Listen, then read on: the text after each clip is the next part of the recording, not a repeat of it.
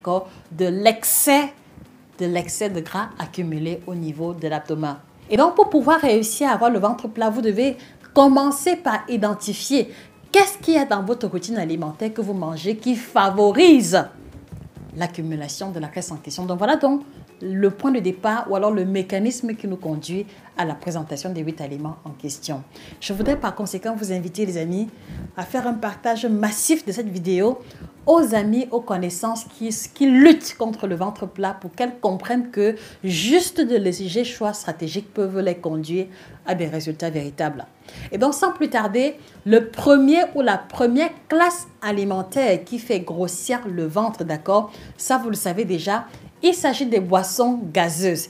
Tout ce que vous connaissez comme label, d'accord, sans aucune exception, participe de l'augmentation du périmètre abdominal. Le problème, c'est qu'ils contiennent essentiellement de l'eau et le sucre comme second ingrédient, d'accord?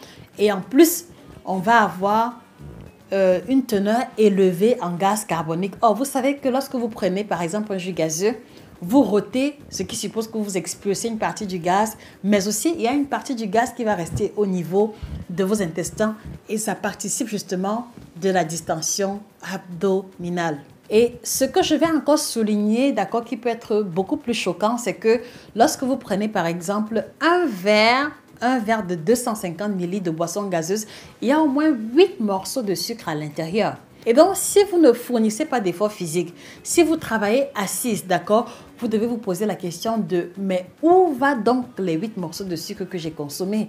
D'accord? Donc, après la digestion, le sucre, d'accord, va stimuler la production de l'insuline et l'excès de sucre qui est dans le sang va être converti sous forme de graisse.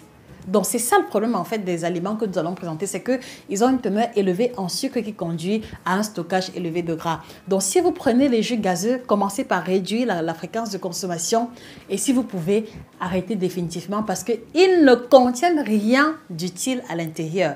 Je vous l'ai dit et vous pouvez vérifier avec les jus gazeux en lisant les ingrédients. Il y a uniquement de l'eau, uniquement du sucre, les colorants, l'acide phosphorique et plein de conservateurs. Aucune utilité à l'organisme.